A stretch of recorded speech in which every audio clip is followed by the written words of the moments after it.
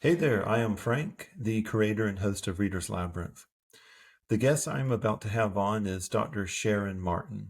Dr. Sharon Martin is the author of the incredible book, Maximize Your Healing Power, Shamanic Healing Techniques to Overcome Your Health Challenges. And a few thoughts before we begin. The title doesn't really do Dr. Martin's book justice. There is so many things that are going on in this book. If I could describe it, I would say that it seems like our culture will kind of swing in one way towards the mysticism, the woo, and then it will swing back the other way towards a materialistic reductionist view of the universe. What Dr. Sharon Martin has done is she has written a book that has some healing techniques, and she is kind of bringing us into the middle. She's kind of taken a blend of mysticism and she's taken a blend of traditional Western science as well. In my opinion, this is pretty high up there as far as the intellectual spheres go. This is not something that I would categorize as New Age. This is in a tier all its own, a class all of its own. It is extensively researched, and Dr. Sharon Martin has some wonderful, wonderful anecdotal stories in here for us. The interview that you are about to watch or listen to, if you're on the podcast or YouTube, depending on which forum you find yourself, me and Dr. Sharon, we go down a lot of rabbit holes, as you're probably used to by now if you watch my interviews. I found these rabbit holes to be both enlightening and haunting at the same time. And also, stay tuned for the very end of the interview because Dr. Sharon Martin is going to let you on a little treat. If you go to the show notes, you will find a link to her website, and I invite you to click on that. And if you go to her website, you can put in an order number if you decide to purchase her book, which I encourage you to do. I highly encourage you to pick this book up. And there might be some free goodies on her website available for you. Now, I'm not sure how long Dr. Martin is going to be keeping this up there or how long this promotional is going to be up. So you need to act now. You will also find links to her social media, ways that you can get in contact with her as well. I encourage you to please go out, buy a copy of this wonderful, wonderful book right here. If you are into science, philosophy of religion, philosophy of science, then this book definitely should have a place on your shelf. Thank you very much. And if you enjoyed this interview, I invite you to like, share, and subscribe. So, Dr. Sharon Martin, Doc Martin, welcome to Reader's Labyrinth. How you doing today? Good. Thank you for having me. Hi. Well, thank you for coming on. It is good to see you. And this interview's been a long time in coming. If my readers and listeners on the podcast recall during the introduction, maximize your healing power, shamanic healing techniques to overcome your health challenges. This is probably, so your book is probably going to be the top two books that I've read on health and well-being. And this isn't something that I would say lightly. I've gotten a lot of books that have kind of come across Reader's Labyrinth. That's a workout book. That's a diet book. That's an exercise book. All wonderful stuff on there. And I'm not talking about any author in particular. But what made your book stand out above everything else for me as a reader is the fact that you managed to blend the science and the mysticism. And to me, it seems like the way our culture and society goes is that it's like a pendulum. It will swing toward a materialistic, scientific worldview of the universe, a mechanized universe, and then it will kind of swing back into a spiritual one. But you, Doc Martin, you seem to have arrived in the middle, is where this book is. It's a blending of the science. So I'm just kind of Well, I'm curious, where not. did this book come from? So I'll have to confess, I didn't swing to the middle because I had this brilliant concept. I probably didn't swing too far over to the mystical because I confess, I wanted to retain my credibility. I am a well-trained physician. I'm a board certified internist. I trained at one of the big guns. But where we sit today, I think, for us to evolve as a species, is we have to pull diverse worlds together. We have to pull a lot of things together in a lot of arenas of life. Our intolerances, our political views, there has to be middle ground. And that's where the power is. When you bring in the mystical, the energetic, which we can talk about, and the traditional, you have an incredible powerhouse. And so I, partly out of fear, didn't swing too much into the woo-woo, although I could easily go there. I've experienced it. But I want people to know you can have science and you can bring this other in, and the power you gain is incredible. And we need that. We need that for the evolution of our species. It's more than just one person healing themselves. It's a way of thinking and a way of incorporating to move us forward.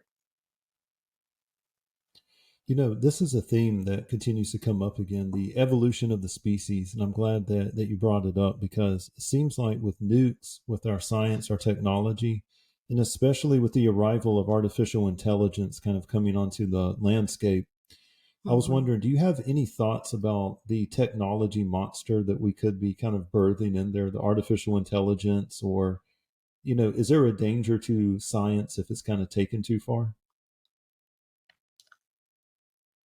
I think there's danger to more than science.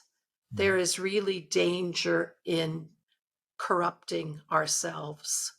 Um, the human species is so incredibly well conceived and so masterful. And if we relegate that to what can arguably be extremely brilliant and competent AI, but there isn't that component of the consciousness that can run between people. There's no component of heart-centered energy. There's no soul. And I think it can be very detrimental. So those are some really warning words, I suppose. And if I could sum up the feeling that people have about this technology that's arriving, it's a deep unease of it. And not a lot of folks are brave enough to say those words that you just did. That, this artificial intelligence is not going to have a soul, which I am right on board with that. And I could probably draw out a logical argument for that. I don't think this is going to be a sentient creature. And the reason for that is that, I think we Mhm. both share the same worldview of, we believe that thought precedes matter. Thought comes from, I'm sorry, matter comes from Mhm. thought. And so these machines that we Mhm. create, they might be able to mimic a human brain, but we're not going to see like a Frank Herbert's Dune universe where the machines come in and they take over. But I think they can corrupt Right. our virtues, Mhm. like you said. They can corrupt the human character, is what it is. And so can you to back up a little bit for our viewers and listeners. So I've Mhm. already used the term mysticism, and I've heard you use the term energy and power. Can you offer us some definitions on that? So I think it goes back to the basics that I learned when I studied shamanism. I studied the Peruvian style, the way the ancient Andean shamans, medicine men and women, they understood that the human organism has an energy field. And that energy field is like, it's the aura. It's a egg-shaped, for those who are able to perceive it, egg-shaped. And it is the driver of our physicality. It is where consciousness interacts. It's where every um, time you had any kind of interaction or event in this life or a past life, there is a memory. I don't know, and I don't think anybody knows exactly what physical, as in physics, form it takes. But that energy field drives our body. So when we talk about energy and power, our thoughts in consciousness interact with that energy field and are drivers of our biochemical processes. There have been studies back for years. Candace Pert wrote a book, The Molecules of Emotion. Bruce Lipton wrote The Biology of Belief. Dawson Church wrote Mind into Matter.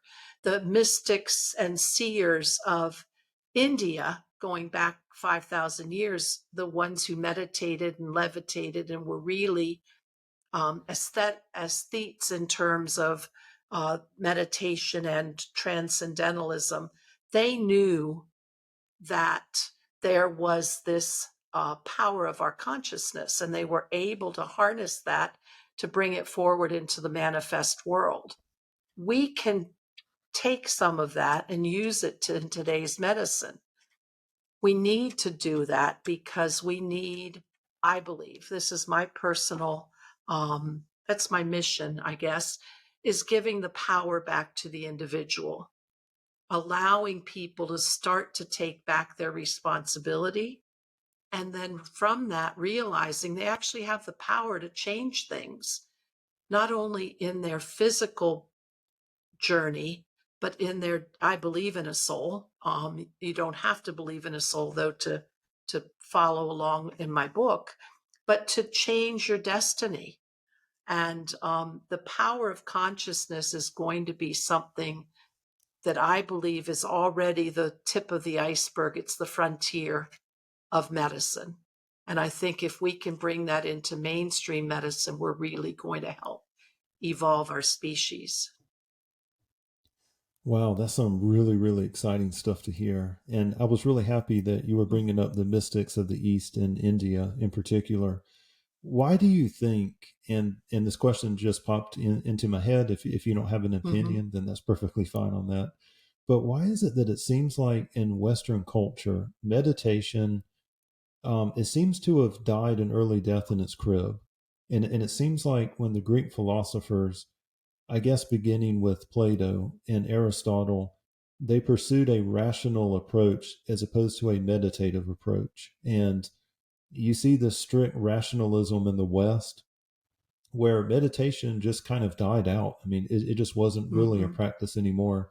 But in India, I mean, and if you go further east, I mean, there's stories of miracles, and some of these miracles are verified. I mean, Mm-hmm. up until the contemporary Mm-hmm. period.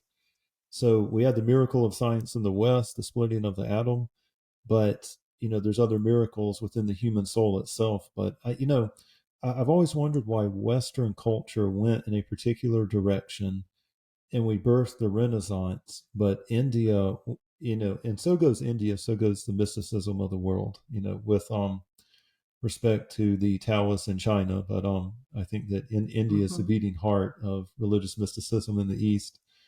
India Mm-hmm. took a different path. And I didn't know if you had any insight for us based on your research or any kind of thoughts you'd like to add. I don't know a lot about it, but I can imagine that the way that I have seen, and I'm really not an expert, but the gurus in India very much were um, kind of a life of austerity and of uh, putting aside all of your human emotions and your desires. And then I'm not being derogatory when I use these words, so I'm not putting that down, but tripping off into that meditative space, which feels great when you're in it, but it doesn't have any life on earth. It doesn't have any, you're not acting as a human. You are devoiding yourself of being a human, putting aside all of your desires, your wants, and just tripping off. And I think in the West, perhaps there was more of a run towards our physical feelings and physical nature. But I think you can take that beautiful knowledge of consciousness that the Hindus and back to the Ayurvedic and Buddhists have and bring it into, I'm way off topic, but anyway, Thich That's Nhat okay. Hanh, who showed you that you can meditate while you're walking.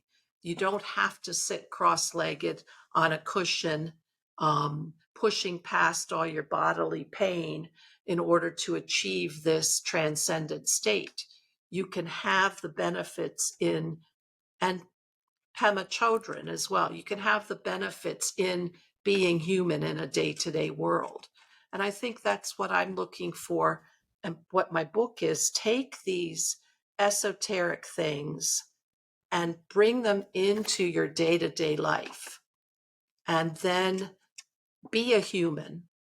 Humans have incredible consciousness, and they bring it forward in their energy body and manifest action in the world. I don't want to give that up. I want us to be human. Well, that is a great answer to that, and I think that kind of, it really kind of helps to settle the question I had, because I was like, yeah, I mean, especially with meditation, I always felt kind of guilty that I wasn't able to meditate for longer periods.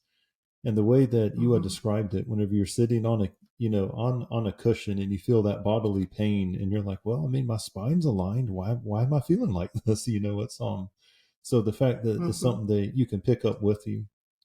And speaking of pick up with you, so in your book, where did the idea for this book, where did it originate? Like were you in your practice? And I noticed that there's some wonderful anecdotal stories in your book as well. But did all of them just kind of flow Mm-hmm. together one day? And okay, yeah, I'm really curious about the writing process of it. I think my ideas and my dissatisfaction um, with the way medicine was going was building slowly over time. The idea for the book was put way back on the back burners by my dad, who, that was even just when I was starting medical school, who was grumbling about prescriptions and doctors, you're missing the whole thing. And to him, a beer in the evening was like the Scottish clansman drinking mead. It was medicinal for him. It Yeah. was, and he Hmm. said, you can't just do a life of these prescriptions. That's not, he said, Sharon, physician, heal thyself. He said, what happened to teaching people to heal themselves? And that stuck in the back of my mind way back, and then move several years, at least 10 forward. And I'm increasingly dissatisfied with the structure of medicine, the financial backbone that from which you can't escape, the electronic medical record, which is wonderful for keeping data and being thorough in communication between doctors, but it takes away from the personal interaction and it costs a lot of money. So there's all of these things going on in the medical model that I'm frustrated with. And then little by little, I have patient interactions where I realize, is what I'm doing, is it medically sound? Yes. Is it standard of care? Yes. Might it have been a brilliant diagnosis? Oh, yeah, great, good job. But have I helped these people feel better? I'm sitting here like a technocrat, getting their blood pressure in the right range, bringing their cholesterol down, making their sugars good. But a person is not just those numbers, not just the right cholesterol, the right blood. I said, am I helping? Am I really healing? And I came to the realization that I can be a really good doctor and give all the right medicines according to the standards of care, but I may not be helping anybody move towards well-being. And I said, something's got to go. Something's got to change. And I signed up for the shamanic training at the Four Winds Society, which is a Peruvian style of shamanism.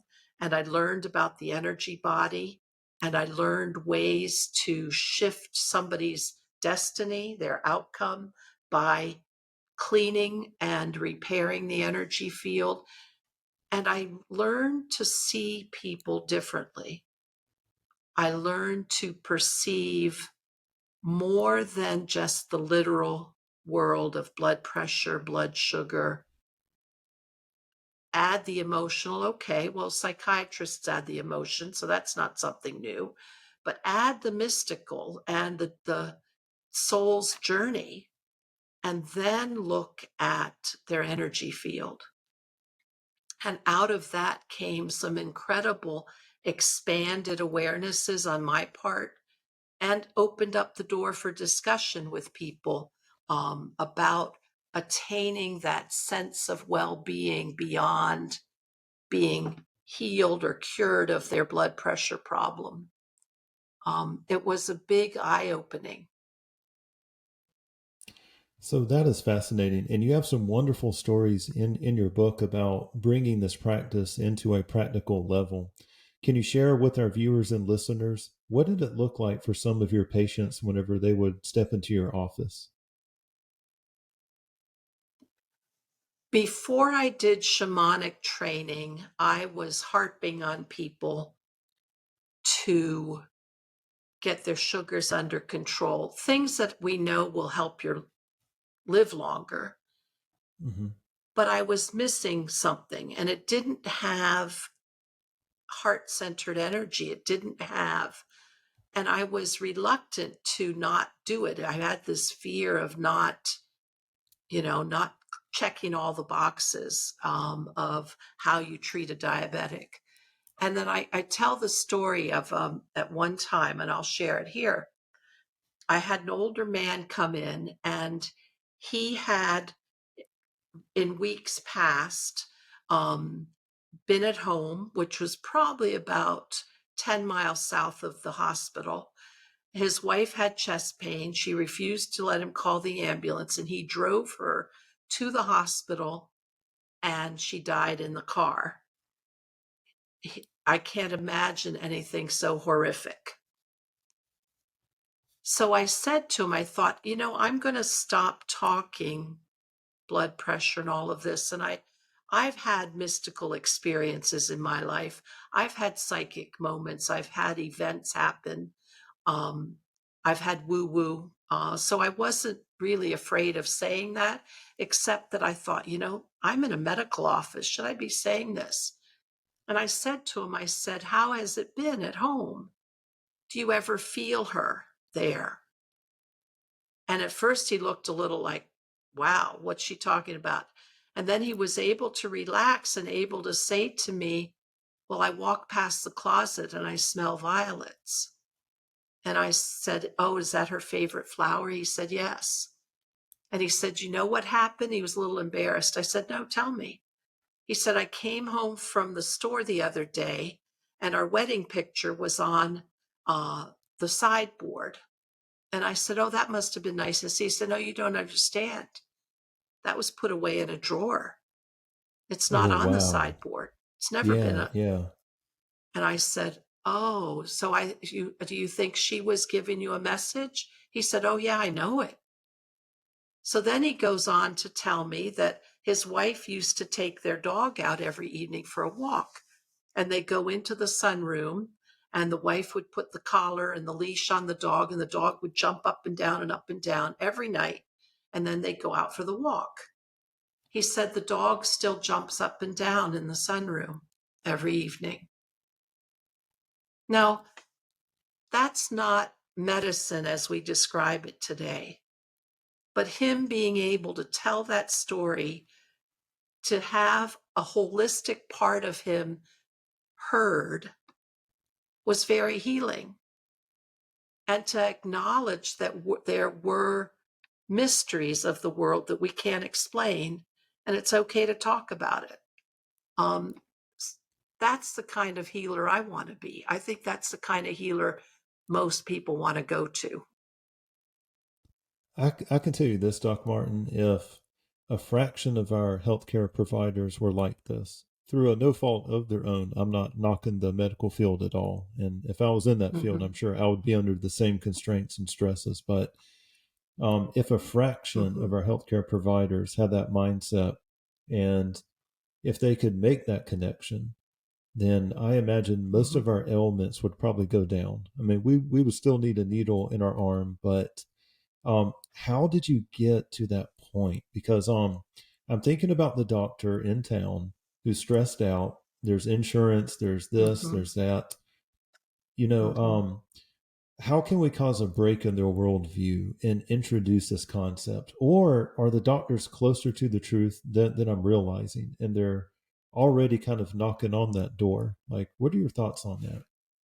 I Aside giving think them a they, copy of your I book. think it's been, I would love to see my book as required reading for incoming medical students. I think the shift in perspective to get them to hold that bigger view would be really amazing. I think doctors have had it squelched out of them if they did have it. Um, I think, unfortunately, our system, there's so much science to learn. There's almost no time for the other stuff. Um, but if we don't, I really fear that if we don't bring in the combo, um, we're losing as a species. But I want to tell a story about another thing, because it took courage Please for do. me Yeah. to talk wild stuff to people. But when when you've learned to understand that there is an energy field, and then with practice you train yourself to, if you're clairvoyant, you can see it. If otherwise, for me, I don't see it. I sense it, I feel it, I know it. And I had a patient with back pain that defied all standard mainstream medical treatment. Um, there was nothing wrong on the x-ray, nothing wrong on the MRI, treated with anti-inflammatories, muscle relaxers, still there. And I sat one day after multiple visits and I thought to myself, she is under a yoke of a heavy burden. She's bent over, she's burdened. Her back is showing how she is carrying too much. And that had nothing to do with physical labor. And I said to her, I said, this isn't science. This is my personal philosophy, but you're weighed down. She said, I am. I said, you've got too much to carry. She said, I do. I said, what is that about? And she said, well, I said, you take care of everything. She said, well, I have to. And I said, well, who said? Well, that's the way it's always been. I'm the one who's supposed to do it all. And I said, who said? Can we change that rule? Yeah. Can Yeah. we Mhm. shift that? And people don't realize the rules they live under. There are either conditioned from childhood or brought on in your psyche. I believe in past lives, coming from past lives, and they have rules under which they operate. And those rules can be limiting in terms of forward movement. And so what I did is I said to her, again, my spiel, this is not science. This is my spiritual philosophical belief. But let me teach you how to release that rule. I call it a contract. Release that rule. And let's talk about that. And she had shift in her back pain for the first time in, I think it was at least a year, Wow. because Yeah. are there are other things going on that influence our physiology. There are memories, there are imprints in our energy field from interactions, from traumas, from rules from past lives that we're operating under that are in the machinery of our energy field informing our physicality. And when you say to somebody, look at this, you're burdened, well, they get it. She understood exactly what I was talking about. Like, your back is breaking because of everything you said you have to carry. People get it. You know what? I think they get it on a deeper level than what I'm probably giving them credit for. But I am reminded Mm-hmm. of a passage from A Pilgrim's Progress when he was going over the hill and there was a hunched over hermit that was carrying the loads of rocks. And I had a Mm-hmm. professor in college who said, the medievalists believed that your physical appearance was a direct result of the internal burdens that you were carrying inside of yourself. And he kind of Mm-hmm. ha-ha'd it, like, ha, those stupid morons, but what you just described is something that anecdotally on a day-to-day basis with myself, I've observed in people. Folks who come Mm-hmm. in and they hunch their shoulders all the time, or whenever they're talking to you, Mm-hmm. they'll cross their arms really high up on their chest and kind of lean in. And normally those are like the focusers is what I call them. I can give them a spreadsheet and they'll work a Mm-hmm. spreadsheet in numbers like that. They all seem to have the same kind of Mm-hmm. posture whenever they're thinking, but it's really amazing that your internal world can have a physical external reflection and this expression in it. And he seemed to have Mm-hmm. identified like these symptoms that indicate this. I mean, that's really, really fascinating. Um, so I suppose so. Going forward in your practice, were you able to develop like a standard way of approaching your patients? And it's like, hey, if they come into my office, they're explaining this, that, and the other. I'm going to ask what's going on, in their life. I'm going to ask about this or that. Have you developed, or is it a person thing? Is it an intuitive thing? So, first of all, mainstream medicine has a lot of time constraints. So I can't always put on my shaman hat for everybody. But there are times when I get the gestalt, I get the feeling, Hmm. the knowing that there's something other going on, and I'll talk about it. That's not that's not the majority. But what I do find myself doing for the majority of patients is having the shift in perception, stepping outside of science and looking at somebody in terms of their vitality, their life force, their will to live, their um, intention and commitment to moving forward. You can see when people give up, you can see the floundering of and dribbling away of their life force. And sometimes when people have so many medical issues, um, and I think in our demographics, at least where I live in rural Pennsylvania, there's a lot of disease. There's a lot of diabetes, heart disease, lung disease. And sometimes people are just like, my physical being is not good, and they kind of give up. So I do have that shamanic or holistic perspective when I'm looking or working with somebody. And then I'll see on on an individual basis, do I bring it up or not?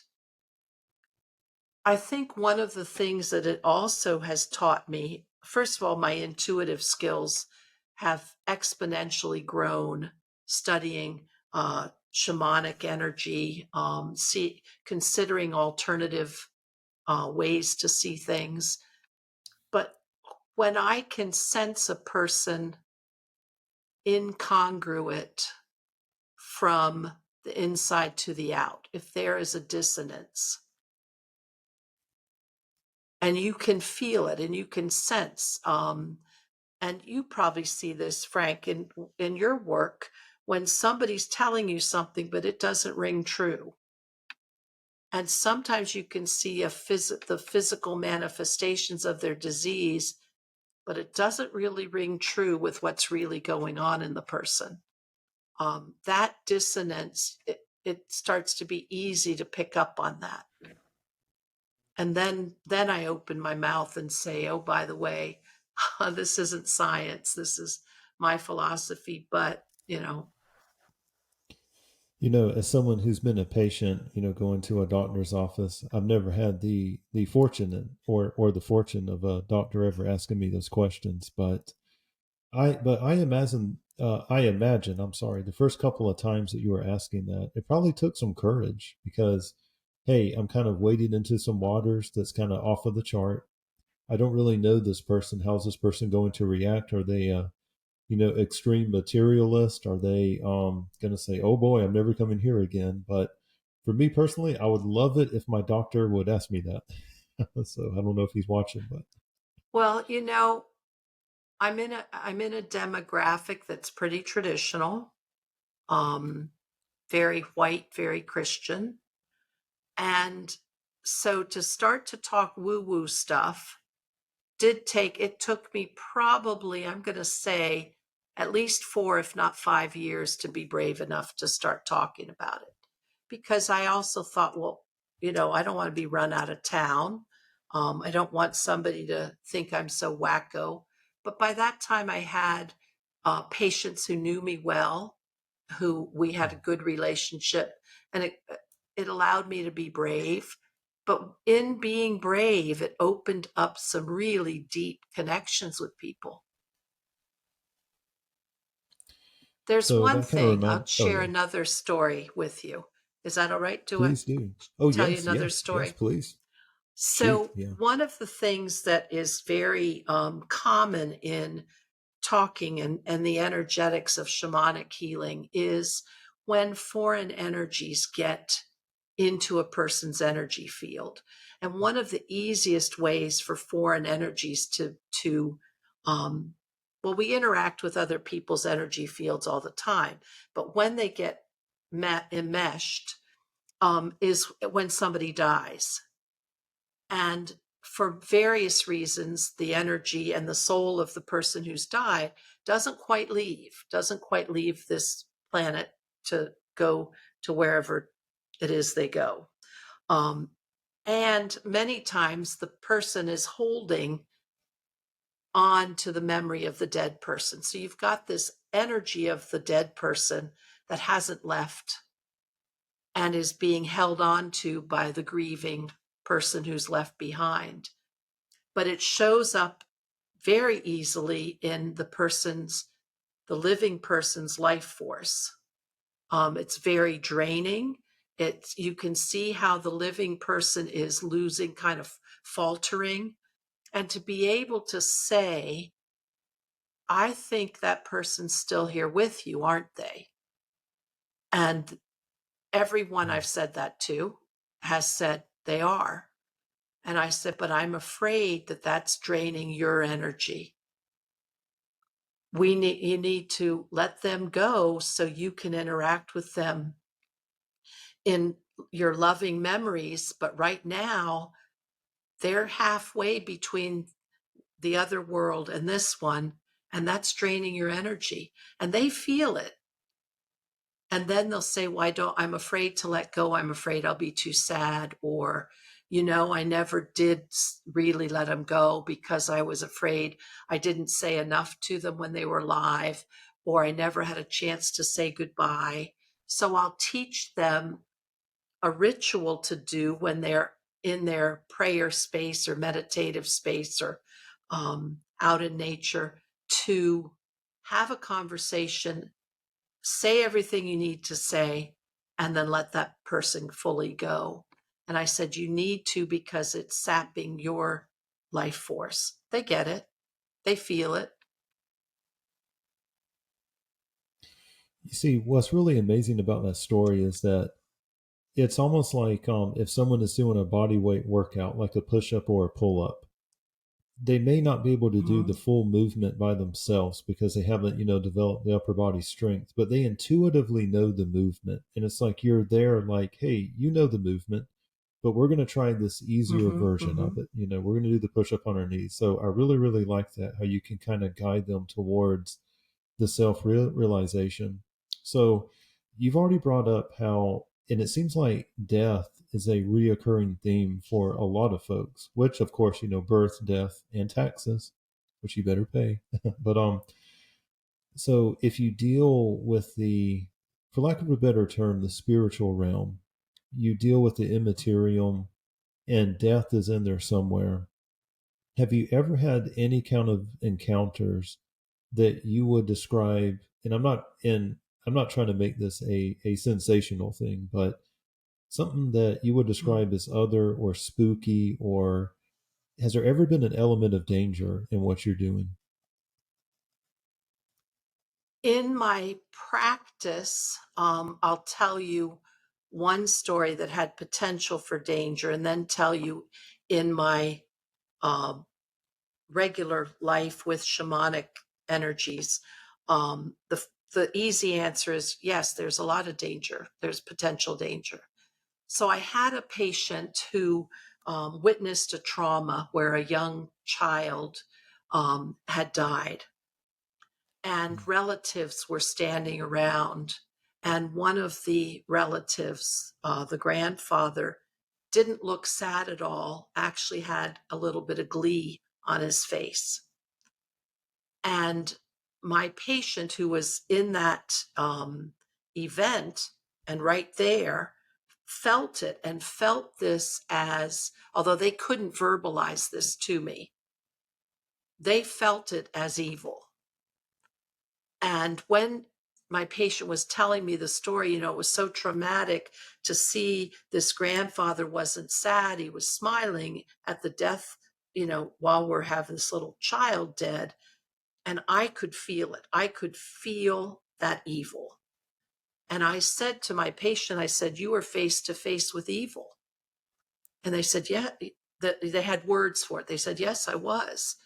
And I said, "But that has impacted your energy field. And that's why you still have nightmares, flashbacks, memories. We need to clear that." So there are the big picture in terms of the metaphysical. There are energy currents of every shape and size in the universe. There are intelligences of every shape and size in the universe. And there are forces that are not good. There are forces that could mean you harm. I had one person ask me, they said, "Well, aren't we all really good? And because we are connected to love and light, that means we're completely protected." And I would say, theoretically, okay, yes. However, we're human and we're not that good at protecting the boundaries of our energy field. In fact, as humans, it's our job to resonate with others. It's our job to connect with something, to learn about it. So we're not very good at watching our borders. And there are energies out there that could mean you harm.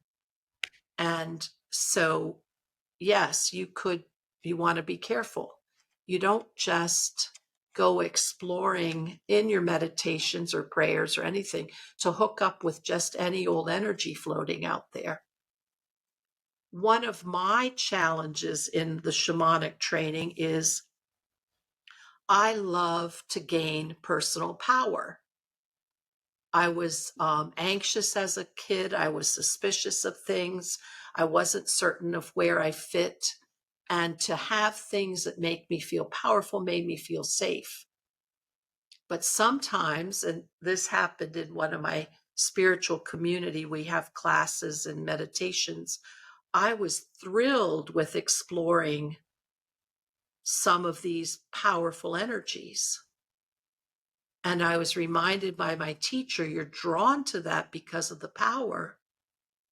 But hang on, you're not capable. You don't have enough personal power to deal with it and stay safe. So I kind of got a little lesson in humility. So we need to have a little humility. I would really like for the viewers and listeners to kind of pause here and hit the back button a couple times, because what Doc Martin just told us, that there are sharks out there underneath the waters, basically. And this is really, in my opinion, what separates your book from stuff that is really woo and new agey in it, because you have a systemic approach, you have a methodology to everything that you're saying, and you don't have the rose colored glasses. And I really, really appreciate that, because there's all kind of folks that are writing stuff um on the third eye, on power stones, on crystals and all this, and everything is great, and the UFOs are our space brothers and all this, but they don't believe in like an existential evil, that there are forces out there that could have malign intent towards us. And so you just brought out, hey, you need some guardrails. You need a tradition. You need a guide at the very least. And I really appreciate that as a reader, because um, a lot of writers out there will insult the intelligence of readers, because we've read, I mean, if someone is going to buy this book, then they probably would have read other stuff out there. And like by Esther Hicks, I think is one, by Jeff Kripal, by Whitley Strieber, some of these guys. So they're already going to have a world view that's forming in there. So I really appreciate the words of caution in there, and the idea that, hey, we have to be careful. I mean, it's this isn't, you could be playing with fire that can heal you, or it can burn you. I mean, it's I'm going to tell you another story. It's not in my book. I I am all have a ears. All right. most, Exclusive right here. all I like right. it. Yes, All right, that's exclusive. it. Let's hear it. Exclusive. My teacher, Carl Greer, Dr. Carl Greer, wrote a bestseller, Change Your Story, Change Your Life. He's a shaman, a corporate businessman, a Jungian analyst. And all of us in shamanic training have what we call, in the Peruvian tradition, have a mesa, which is a cloth, a medicine bundle in which are housed our sacred stones. And they're sacred by virtue of the work we've done on ourselves with our clients. He had a stone gifted to him by a shaman and I think in the Amazonian region. And this shaman had received it from a shaman in the lineage, a shaman before him. And the original shaman, when he died, this original shaman was capable, and I don't know how to do this, so I'll just share with you how I know it, but I can't explain it to you, was capable of shape-shifting into a jaguar. Very, very powerful shaman. And when he died, he put his energy body, his essence, his consciousness into this stone. So one day we're at a spiritual workshop that Carl is leading, and a classmate of mine, a friend of mine, and I were looking. He was telling us about this stone. And I had this dread, and I mean dread. I really didn't even want to touch it.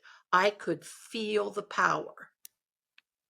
And I felt uncomfortable, as if somebody was leering at me in a sexual way. I felt uncomfortable in that, like somebody is groping you with their eyes. And I said to my teacher, I said, this guy must have been a serious womanizer. And he said, oh, he was. Very much so. I said, I don't think I want it. I don't want that stone. Mm-mm. You could feel the power in that stone. And I could feel something. I sensed something reaching out, kind of literally feeling me out. Oh my My gosh. classmate What? was in love with it. My classmate fell in love with that What? stone. Yeah. Her reaction to it was, I feel so. I watched it and I saw it as a form of seduction. I watched her fall in love with this stone and being all wanting to have it near her. And I'm going, whoa, whoa, wait, stop. Don't. Anyway, Who stole the my stone? teacher Where is it? said, Yeah.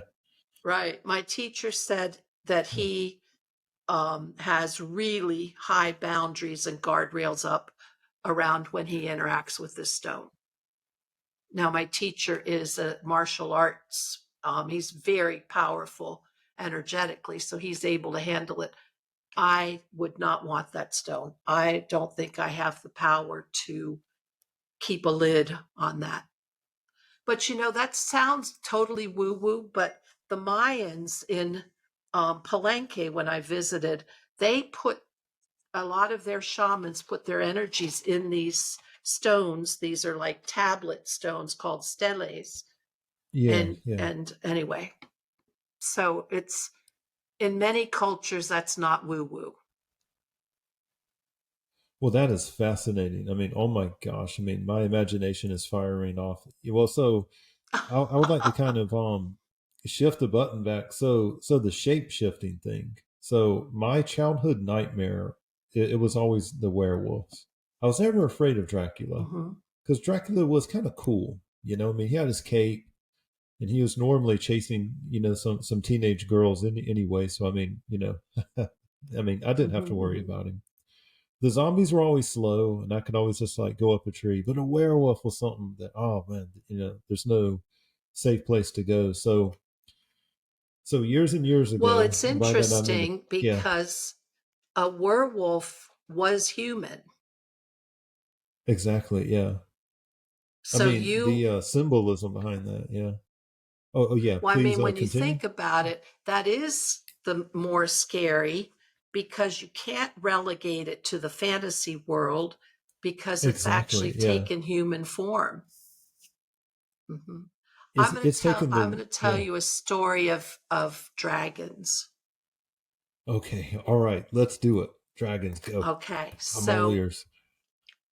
there are forces in the universe, many Hmm. vibrational patterns, and there's intelligence. So you have currents of energy. So just remember that when we tell stories that we give mythical descriptions to. Um, and so I'm in Sedona with a spiritual group, and we meditate on the top of the rocks with a guy who's been studying the energy lines. And he said, let's meditate. He says, I've been communing with the dragons. Let's meditate and bring a dragon in. From up from the earth, I sensed this immense power, huge power, a current of energy with incredible intelligence and force. And after the meditation, he said, well, you met the dragon. So I named it in my mind. I named it and sort of visualized it as a dragon. Those energies I talk to, I interact with, I visualize, I make up pictures in my mind, but I am connecting with those energies. And they are what I have learned about my interactions with these particular energies is that they are powerful creators and powerful change agents. And I ask for that assistance. And that's where the shamans of old would shapeshift. They would take on what we call power animals, take on attributes and connections from Don Juan in Carlos Castaneda's book. He was big on shapeshifting to a crow. Some like to connect with wolf. Some like to connect with bear. when you take on those attributes of those other energies, it expands your repertoire. So I bring the dragon energy into my healing because it's incredible transformative power. But those energies, as again, you want to make alliances out of mutual respect and gratitude rather than just going out, finding something with a lot of force and power, saying, oh, come with me, and then energetically be devoured by it, by overtaken. I use devoured in a more allegorical meaning, but there are forces that you can align yourself with, and there are forces that you can ask to be allies with, and then keep that relationship going by having gratitude, having respect. And my teacher, Carl, again, who's masterful shamanic healer, taught me over and over again, always ask while you're interacting with this particular energy, however you want to call it, however you see it, and you're asking for help. Give me, wolf, give me some of your courage. Dragon, give me some of your creative power. Then the answer back is, well, what may I do for you? You always want to have a balance.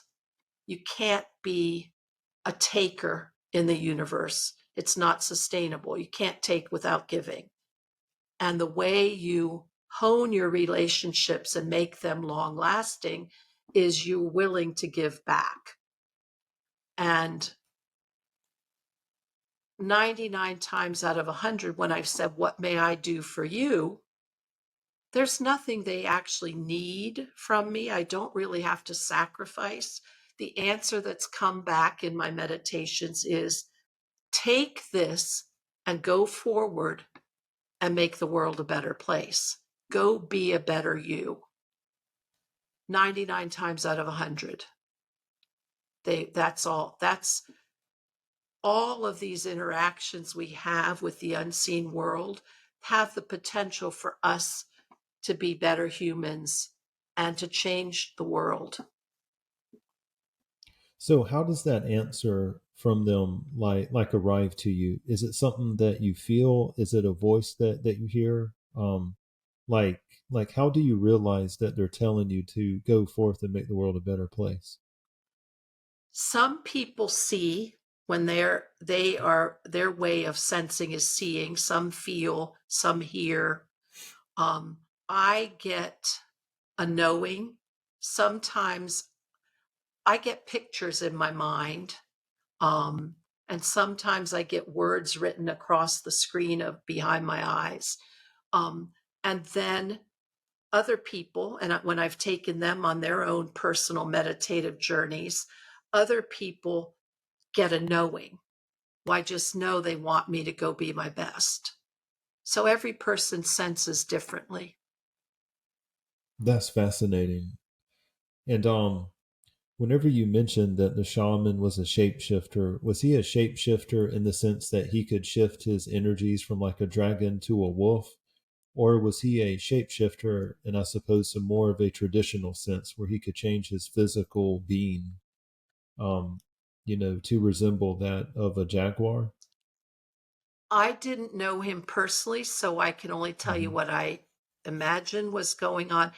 He could energetically become a dragon, and probably people around him might have seen him disappear and then seen a dragon in the jungle, a jaguar in the jungle. I didn't personally know that guy. Have you ever read anything by Saint Thomas Aquinas? Because he wrote a lot of stuff on the mystical and the esoteric, and he actually had a thing on werewolves, and he said that he didn't think that the physical could transmute into something else that wasn't its essence, or that was a different essence. But he said that people could absorb, for lack of a better term, I don't know the Latin term, but the spirit of a wolf. And he said they could appear as a wolf. and they can have like enhance, these characteristics. And he said, so when you looked at the person, and of course everything is demons in his world, right? But Mm-hmm. the demons could use the powers to make the person appear as a wolf. And I can't help but notice that there's a similarity, although I don't think that it's all demons, right? I mean, that's not my worldview, but I I don't also know. I'm think it's just more really than fascinated by that, that. Yeah. because what you're Okay. saying is Yeah. he says they retain their human. I believe there are cultures, the shamans can change their energy body and therefore their Wow. entire Okay. physicality. Oh, wow.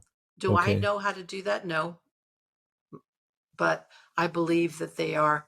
Um, it was interesting. I was in Chicago, downtown Chicago, with my teacher, Carl, and we were eating supper and we were talking about mystical stuff. Now, we're downtown Chicago, and the restaurant is on the ground floor, and just, 20 feet away is another skyscraper. So there's a little bit of grass, but there's no wide open spaces.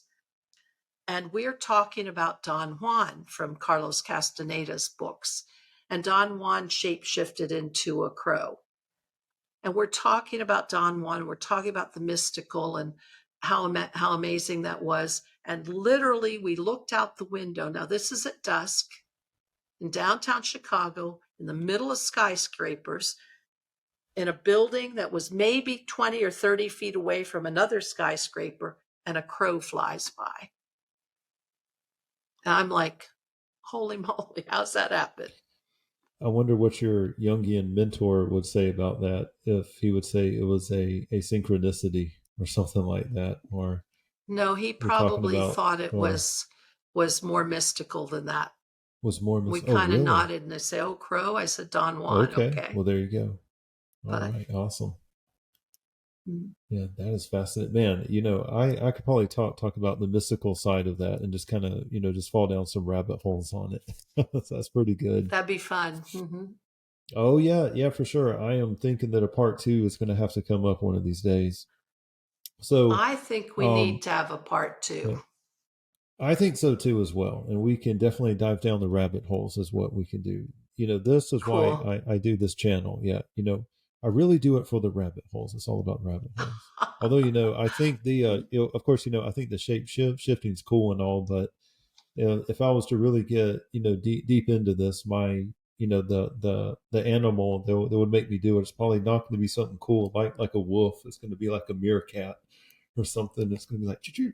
I'm going to shapeshift into a Meerkats meerkat, are or cute. yeah, I know, or Meerkats are something really cute. small like that. Well, Yeah, they're they're awesome. smart. They're smart and That's clever right. and That's right. family And they know when to keep oriented. their head down too. So, well, I tell you what, there we go. And a meerkat's the first thing that came to mind instead of a wolf. Hmm. So I guess that's a good sign, right? Yeah. I guess I've outlived my childhood fear of the werewolf. What's real funny is you know, to kind of to go down a rabbit hole. Me and a buddy of mine who was really into guns. We were looking at a silver bullet, which the original werewolf, the silver bullet doesn't appear anywhere in it at all. That's a Hollywood invention. You can take them out with conventional weapons, but we were wondering how we could make a real silver bullet. And we thought, well, if we melted down silver, it's so hard it would probably tumble. And we arrived at you can melt silver and pour it into the hollow point of a bullet. So you can buy like a pack of hollow points and pour it in there, Hmm. let it Hmm. dry, and then file it off. There's your silver bullet. So whenever you have to go kill one, Uh-huh. but that's it. So werewolf isn't Modern isn't solution. kept back by garlic. That's a vampire. Nope, Okay. that's a vampire. That's right. In the original legend, a werewolf could change whenever they wanted to. They were not tied to the moon at all. A lot of our legends have come from the what is it? The Wolfman that came out in the 1930s, which Hmm. the writers just made up for the movie. So which is neat. It's neat how movie magic has affected myth now. And so the myth that was invented in the 30s, we think goes back way, way far back into history, but that's pretty cool. So if someone were to buy your book here, which my readers and listeners can check out in the show notes, and then reading your book, where should they start, I guess, to apply this on a practical level for their life? Like, what's the first practical step? Is there an exercise in the book? Is there something that they should do, a meditative practice or something? So let me just first give a little logistics. If you buy the book, I hope you do, because I think it's well written. I think it gives you, the listener, power over your life. And it doesn't have to have a health challenge. You can do this for life challenges. Take the order number, Barnes and Noble, Inner Traditions, Amazon. Take it to my website and put it in on the page for the book, and you can get a whole bunch of freebie downloads. So just to know there's some gifts out there. The way I would start, probably the biggest step that runs all through the whole book, is your personal connection to spirit. However you see spirit, is that your higher self? Is that your consciousness? Is that God? Is that Jesus? Is that nature? Do you love trees? Are you a water spirit person? That unseen world and that connection to that unseen world is where you begin to grow your power. And so being able to take yourself out of this human form and recognize that there is more in the universe, and more from a mystical, but also from an energy point of view, that literally your energy field can resonate with these other forces, and in doing so gain power. So that idea. So the other thing you asked, Frank, was how do they do that? So let me just think of a practice. So in my book, at the very beginning, I take people on a meditative journey to the Hall of Contracts, with the idea that you live under rules, and in order to change, sometimes you have to break those rules, you have to change up the rules. But you could take the same journey, and I'm making this up as I go along, but I think it'll be good. Take yourself on a meditative journey to the Hall of Wisdom, and learn in your meditation. And you can write this up ahead of time and then record it so you can play it for yourself, so you can truly relax. So you have a little recorder, or record it on your iPhone, then you have it, play it, so you can just chill and go into the visualization. Go to the Hall of Wisdom and invite a wise being, whether that's your higher self, whether that's an angel, whether that's Mother Mary, whether that is the King of Wolves, whatever. Invite a wise being to come forward and have a dialogue. That's a key thing in these visualizations. Have a dialogue with whatever energy shows up to say, how can I get a better connection with the unseen world? How can I bring these other energies safely into my life?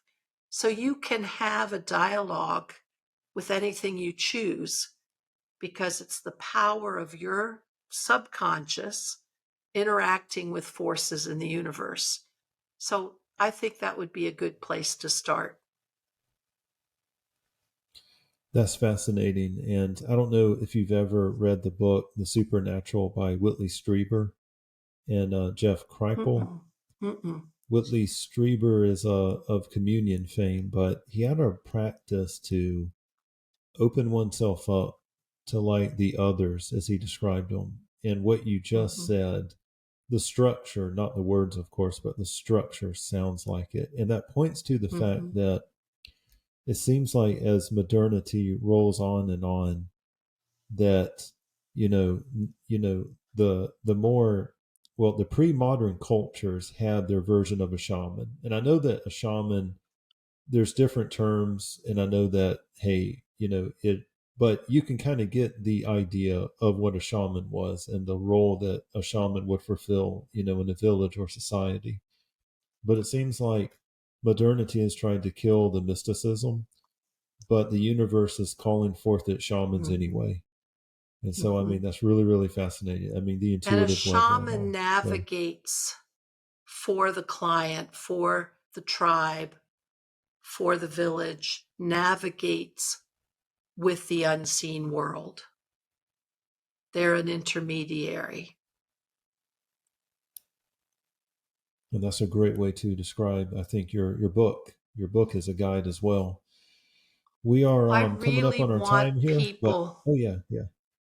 I Go really go on. want Yeah, yeah. people to take their power back.